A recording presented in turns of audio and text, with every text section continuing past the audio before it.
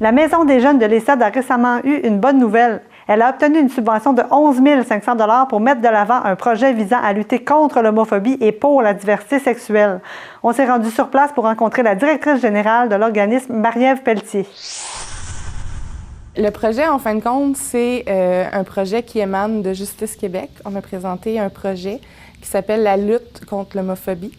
On a présenté ça en janvier dernier, puis on a été acceptés là, en Montérégie. Il y a seulement eu 2 organismes communautaires qui ont eu la subvention. Nous, on a été sélectionnés.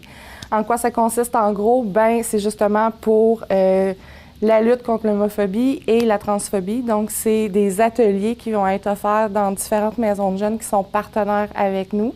Puis, il y a un guide d'information aussi, information-formation, qui va être destiné aux intervenants du milieu et distribué sur le territoire de Vaudreuil-Soulanges. J'ai également questionné Mme Pelletier sur les motivations derrière ce projet et voici ce qu'elle avait à nous dire. C'est une problématique qu'on vit au sein de notre milieu, de notre maison de jeunes. Puis les autres maisons de jeunes aussi le vivent. Puis sur le territoire de Vaudreuil-Soulanges, c'est une demande qu'il y a.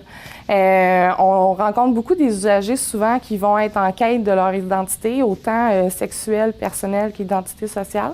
Puis on voulait monter un projet qui allait cibler l'homophobie, la transphobie pour les jeunes, pour les aider à, comment je pourrais dire, pas à s'intégrer, mais à se découvrir, à se connaître, puis à s'accepter aussi, parce que c'est quelque chose que les adolescents ont de la difficulté. Une somme de près de 12 000 $ est consacrée à la concrétisation de ce projet et j'ai demandé à Mme Pelletier ce que ça représentait pour la Maison des jeunes de l'ESSAD. Pas prévu dans le budget, mais c'est sûr que c'est formidable. Ce que ça représente, bien, ça va être 2 animateurs qui vont être attitrés à ce projet-là. Il y a aussi la direction, le chef d'équipe.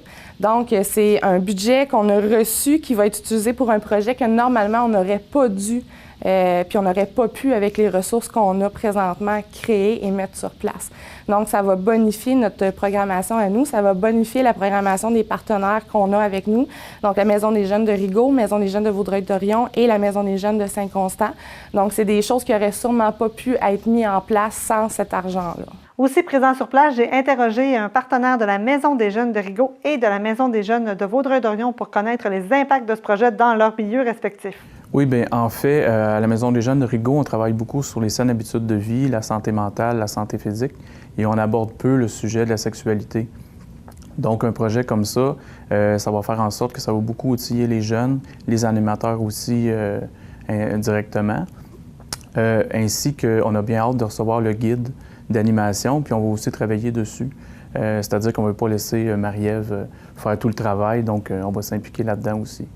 Donc, voilà. Alors, en fait, dans notre milieu aussi, on a cette problématique-là, comme Marie-Ève l'a dit plus tôt. L'important, ça va être de venir approfondir ces sujets de discussion-là, sensibiliser davantage les jeunes du milieu, de la région Vaudreuil-Soulanges, et puis qu'ils deviennent des ambassadeurs, exactement, je m'en allais dire des sentinelles, mais des porte-paroles, en fait, que ce projet-là soit grand et puis que le message passe au travers de nos usagers qui fréquentent nos milieux respectifs.